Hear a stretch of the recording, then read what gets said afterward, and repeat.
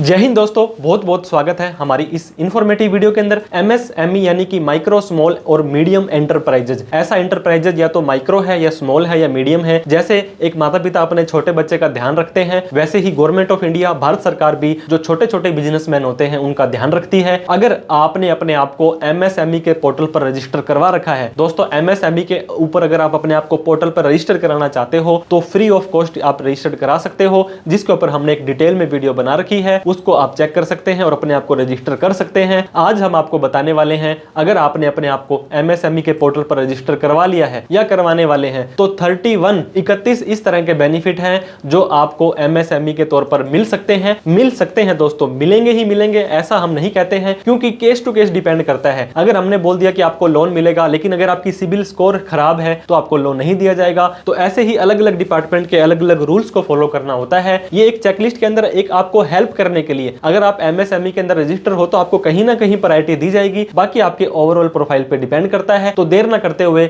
MSME यानी कि उद्यम रजिस्ट्रेशन के 31 यानी कि 31 बेनिफिट जो मिलते हैं वो जान लेते हैं।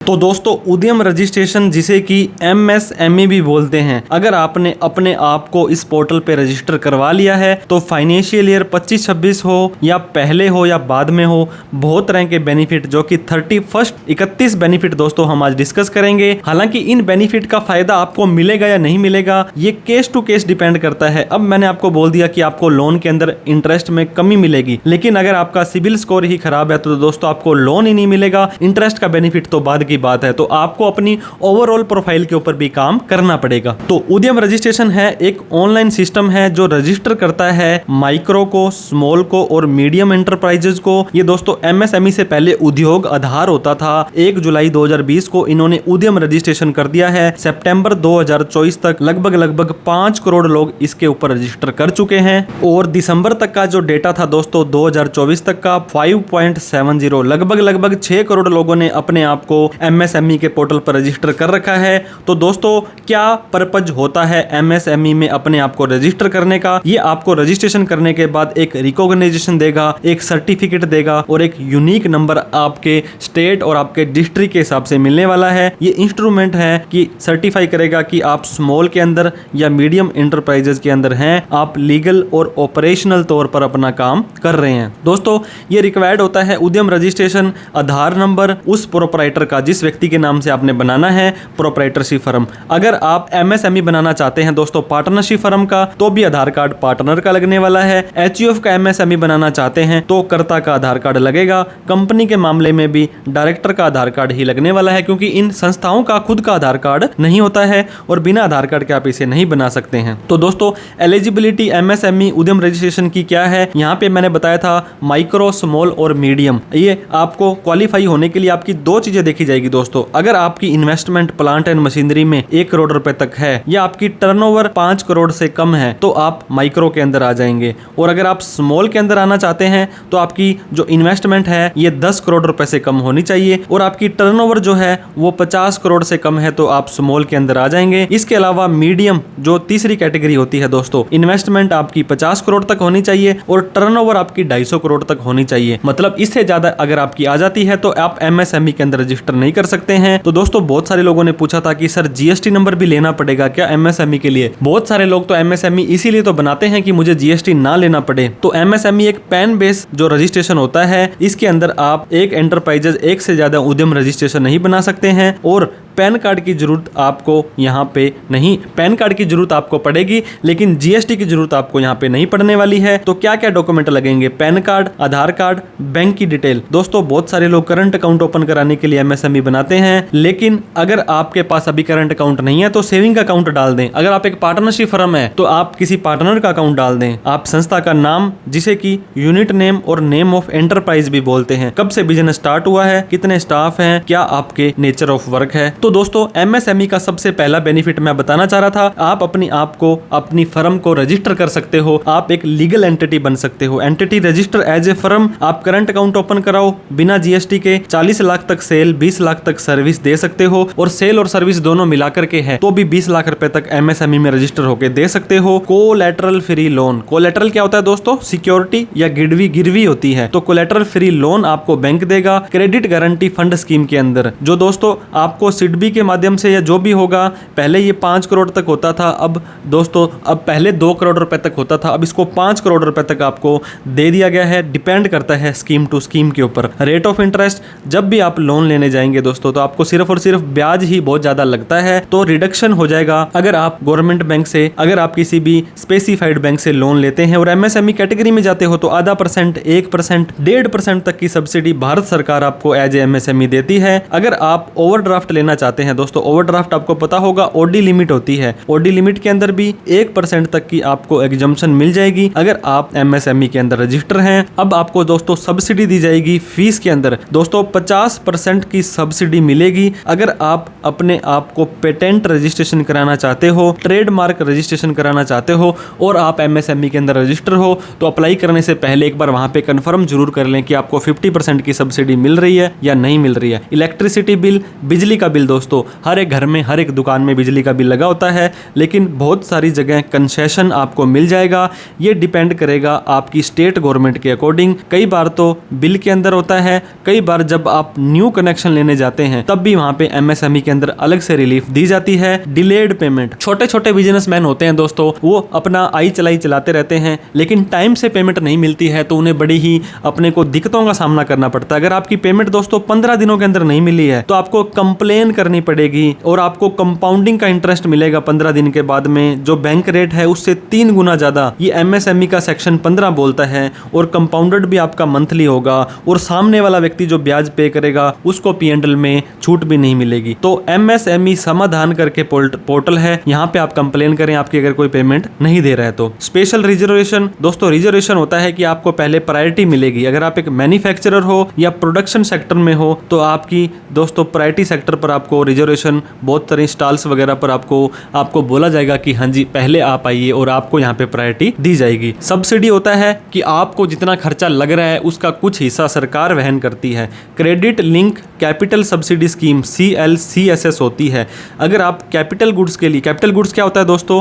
कोई मशीन या कोई भारी भरकम सामान आपने खरीदना है, टेक्नोलॉजी को अपग्रेड करना है, माइक्रो और स्मॉल के लिए 15% तक की सब्सिडी का प्रावधान यहाँ पे किया गया है। ट्रेड फेयर का मतलब होता है दोस्तों, नॉर्मली फेयर का मतलब होता है मेला, मेला दिलों का आता है। नेशनल या इंटरनेशनल बिजनेस के मेले भी लगते हैं, तो special consideration, awareness camp, reimbursement भी दिया जाता है 5 लाख रुपए तक का एमएसएमई के द्वारा, NSIC के द्वारा, SC/ST कैटेगरी को साल में 2 बार। तो एमएसएमई के लिए दोस्तों पोर्टल पर आप जाएंगे तो इस तरह के ट्रेड फेयर की जानकारी आपको मिलती रहेगी, उनको आप ज्वाइन करेंगे, उनका आने जाने का जो वहाँ का खर्चा लगेगा वो सारा आपको सरकार के द्वारा रिम्बर्स किया जाएगा। Liability of buyer to make payment, दोस्तों खरीदने वाला व्यक्ति, आपने तो किसी को माल बेच दिया लेकिन सामने वाले जिसने आपसे माल खरीदा वो आपकी पेमेंट नहीं देता है। एक तो मैंने आपको बताया था 15 दिन में नहीं देता है तो उसको ब्याज तो देना ही पड़ेगा।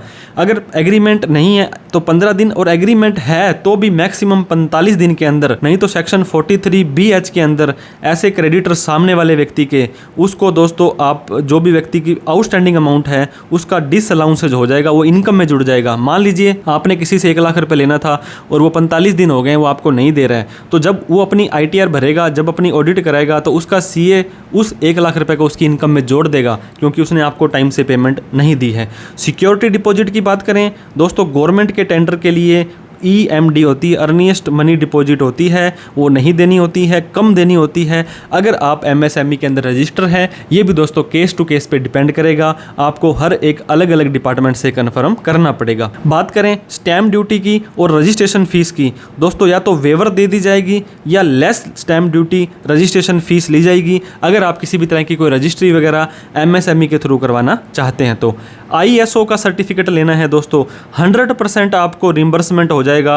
जो आपकी कॉस्ट थी ISO की, एक्सपेंसेस जो भी इनकर्ड किया आपने ऑब्टेन करने के लिए, क्योंकि गवर्नमेंट बोलती है आप अपनी क्वालिटी को एनहांस करो, आप अपने स्टैंडर्ड्स को बढ़ाओ, तो हम आपके साथ खड़े हैं। डायरेक्ट टैक्स और इनडायरेक्ट टैक्स।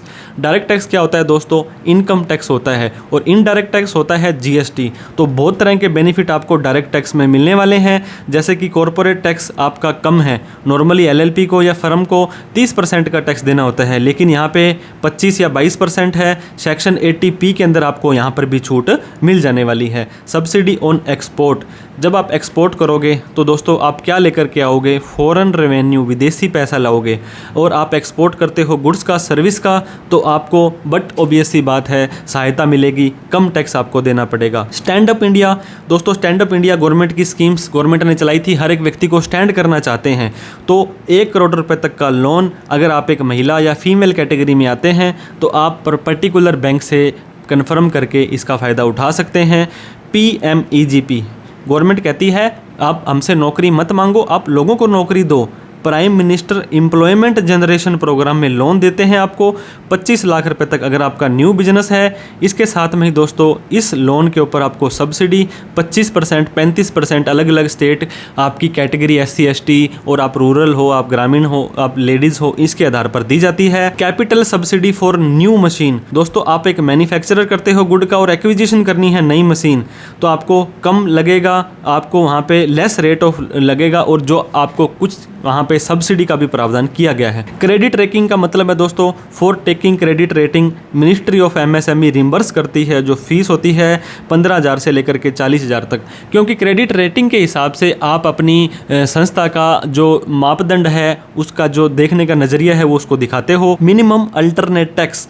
दोस्तों minimum alternate tax MAT tax होता है। Set off MAT is 15 year. Normal के लिए तो 10 साल तक एडजस्टमेंट होता है, लेकिन यहाँ पे 15 साल तक आपका हो जाएगा। पेटेंट, बारकोड, इन चीज़ों को रजिस्ट्रेशन कराना है तो नॉर्मली 9,000 रुपये फीस होती है, लेकिन आपको 50% की सब्सिडी मिलेगी। 4500 रुपये में आधी, जब आपका रजिस्ट्रेशन हो जाएगा तो आपको ये सब्सिडी भी आपकी दे दी जाएगी। एक्सपोर्ट। दोस्तों export will not be included in turnover for calculation. जब भी आप MSME के टर्नओवर की कैलकुलेशन करोगे तो दोस्तों आपका टर्नओवर अगर एक्सपोर्ट के मामले से ज़्यादा चला जाता है तो टेंशन मत लो, आप उस एक्सपोर्ट को भी आपको कैलकुलेट नहीं करेंगे।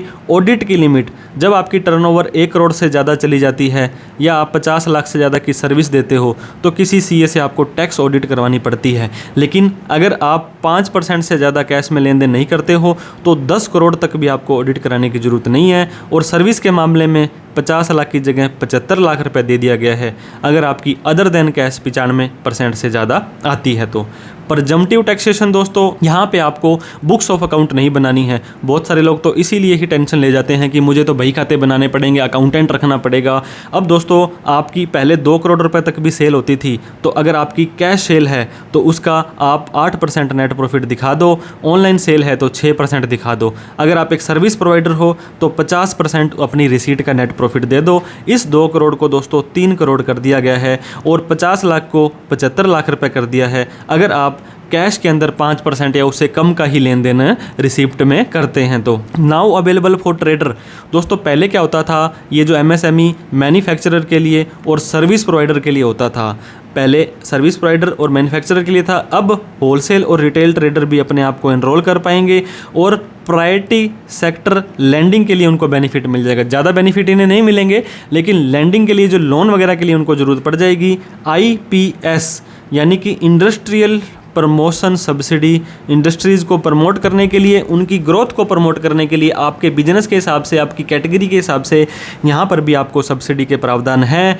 Ease of obtaining. दोस्तों अगर आप MSME के अंदर रजिस्टर हैं और किसी तरह का कोई लाइसेंस, कोई सर्टिफिकेट, कोई रजिस्ट्रेशन और कोई अप्रूवल लेना है तो यहाँ पे आपको ईज ऑफ डूइंग बिजनेस के नाम पर आपको आसानी हो जाएगी। GST registration. दोस्तों अगर आप एक सर्विस प्रोवाइडर हैं, जैसे कि CA हैं, इंजीनियर हैं, तो 20 लाख रुपए तक आप अपने आप को MSME में रजिस्टर कर लें, कोई GST नहीं देना है। और सेल है तो 40 लाख रुपए है। दोस्तों किसी तरह का कोई GST नहीं भरना है, कोई GST की रिटर्न, कोई GST का टैक्स आपको नहीं देना है। अब मैंने आपको बताया था गवर्नमेंट को कोई सेल या गवर्नमेंट को कोई भी सर्विस देनी होती है तो सेंट्रल गवर्नमेंट हो, PSU हो, ये मैंडेट करती है कि प्रोक्यूर करो कम से कम 25% अपनी रिक्वायरमेंट MSME के थ्रू हो। अगर मान लीजिए 1 करोड़ रुपए का उन्होंने काम करना है तो 25 लाख रुपए का काम वो MSME के थ्रू ही करवाने वाले हैं। इंसॉल्वेंसी प्रोटेक्शन दोस्तों, simplify mechanism for MSME to resolve financial. कई बारी दोस्तों हाथ तंग हो जाता है, फाइनेंशियल्स दिक्कत आती है, तो इंसॉल्वेंसी एंड बैंकरप्टी कोड IBC के तहत MSME वालों को यहाँ पे प्रायोरिटी दी जाती है। ये दोस्तों 31 बेनिफिट थे। और कुछ डाउट क्वेरी क्वेश्चंस हैं, क्या उद्यम MSME सर्टिफिकेट एक्सपायर भी हो जाता है क्या? वैसे तो नहीं होता है, लेकिन पहले दोस्तों उद्योग आधार था, उसको उद्यम में कन्वर्ट करवाना पड़ा, तो एक बार आपने रजिस्ट्रेशन करा लिया तो कोई एक्सपायरी डेट इसकी नहीं होती है, जब तक कि सरकार इन फ्यूचर में कुछ ऐसा नया अपडेट इसमें ना ला दे। उद्यम रजिस्ट्रेशन का कितना खर्चा लगता है दोस्तों? इसका 0 कॉस्ट लगता है, कोई भी फीस नहीं है। लेकिन अगर आप किसी से बनवाते हैं तो वो प्रोफेशनल फीस आपकी 200, 500, 1000, 1500, 2000 उनके अकॉर्डिंग ही वो ले सकते हैं। उद्यम रजिस्ट्रेशन में कोई रिटर्न भरनी पड़ती है, जैसे कि GST और ITR में भरनी पड़ती है, तो दोस्तों कोई मंथली कोई एनुअली रिटर्न यहाँ पे आपको नहीं भरनी पड़ती है। MSME के अंदर कितने बिजनेस रजिस्टर कर सकते हैं दोस्तों? एक व्यक्ति एक ही उद्यम सर्टिफिकेट ले सकता है, लेकिन उसके अंदर आप यूनिट एक से ज़्यादा 2, 5, 10 जितनी मर्जी ऐड कर सकते हो। इसके अलावा उद्यम रजिस्ट्रेशन से क्या मैं बिल काट सकता हूँ क्या? दोस्तों अगर आपने किसी को माल बेचा और यहाँ पे मान लीजिए 1000 रुपये का इंटू 1000 रुपये का आइटम बेचा, तो नीचे टोटल 1000 ही लगाना पड़ेगा। ऐसे नहीं है कि आप नीचे GST वगैरह लगा दोगे, क्योंकि GST नंबर है तभी तो लगाओगे। Bill can be issue MSME number डाल के, इफ़ GST का बिल मांगता है सामने वाला, फिर दोस्तों आपको GST लेना पड़ेगा। MSME के अंदर सेविंग अकाउंट आप दे सकते हैं क्या? जी बिल्कुल दे सकते हैं। और उसके बाद में अगर आपने करंट अकाउंट ओपन करवा लिया, उस करंट अकाउंट की डिटेल बाद में आप अपडेट भी कर सकते हैं। कोई बुक्स ऑफ अकाउंट, कोई स्टॉक बनाना पड़ेगा, नो सच रिपोर्टिंग, लेकिन आप अपने रिकॉर्ड के हिसाब से डेटर, क्रेडिटर, परचेज, सेल वगैरह को मेंटेन रखें। NIC दोस्तों बिजनेस के कोड होते हैं, आपकी वहाँ पे ड्रॉप डाउन लिस्ट दी जाएगी, मैन्युफैक्चरर की अलग, सर्विस प्रोवाइडर की अलग, या तो उससे सेलेक्ट कर लें या गूगल कर लें। फिर भी नहीं आता है तो अदर सर्विस में या अदर सेल में जा सकते हैं। बिजनेस एक से ज़्यादा जगह पर है तो कोई दिक्कत नहीं है, आप अलग अलग यूनिट ऐड कर लें। लेकिन जो आपका एक बार शुरू में जो आपको दोस्तों मान लीजिए RJ15 वाला कोड मिल गया, तो राजस्थान के ये इस डिस्ट्रिक्ट में अगर आप रजिस्टर्ड हो तो लाइफ टाइम आप यहीं रहोगे। चाहे आप किसी और स्टेट में जाना चाहोगे, नंबर आपका यही रहेगा, लेकिन आप यूनिट नहीं ऐड कर सकते हैं। और दोस्तों बेनिफिट लेने के लिए क्या करना पड़ेगा? पहले तो अपने आप को रजिस्टर करो, आप अपने सारे डॉक्यूमेंट रखो, स्टेट गवर्नमेंट की, सेंट्रल गवर्नमेंट की पॉलिसियां चेक करो, जो राइट अथॉरिटी है, जो आपको बेनिफिट देना है, जिन्होंने बैंक से देना है, ब्रांच से देना है, उन्हीं से कॉन्टैक्ट करना पड़ेगा दोस्तों। बहुत सारे केस में आपको ये जो बेनिफिट है डिनाई कर दिए जाएंगे, तो उसका आप रीज़न पूछो और पर्टिकुलर उस चीज़ों की कंप्लेन कर सकते हो। उद्यम रजिस्ट्रेशन कैसे करवा सकते हो, इसके ऊपर डिटेल में हमारी वीडियो आ रखी है, जो आप आई बटन पर क्लिक करके देख सकते हैं। उद्यम गलती से बना लिया था, उसको कैंसिल करना है, इसके ऊपर भी हमने वीडियो बना रखी है। और उद्योग आधार को उद्यम रजिस्ट्रेशन में कैसे कन्वर्ट करना है। तो दोस्तों लीगल रहें, लॉयल रहें, AIS, TIS और 26 एक बार साल में ज़रूर चेक कर लें। आप अपनी ITR भरें, आपके एक टैक्स प्रोफेशनल पर्सनल CA होने चाहिए, नहीं है तो आप हमारे दिए गए नंबर पर कॉल, मैसेज, व्हाट्सअप कर सकते हो। वीडियो अच्छी लगी हो तो लाइक करके, अभी तक हमें सब्सक्राइब नहीं किया तो सब्सक्राइब करके इस वीडियो को उन सभी लोगों में शेयर करें जो बिजनेस तो करते हैं लेकिन MSME में अपने आप को रजिस्टर नहीं करा रखा है। कोई डाउट, क्वेरी, क्वेश्चन हो तो कमेंट करके पूछ सकते हैं। Thank you so much for watching this video. जय हिंद, जय भारत।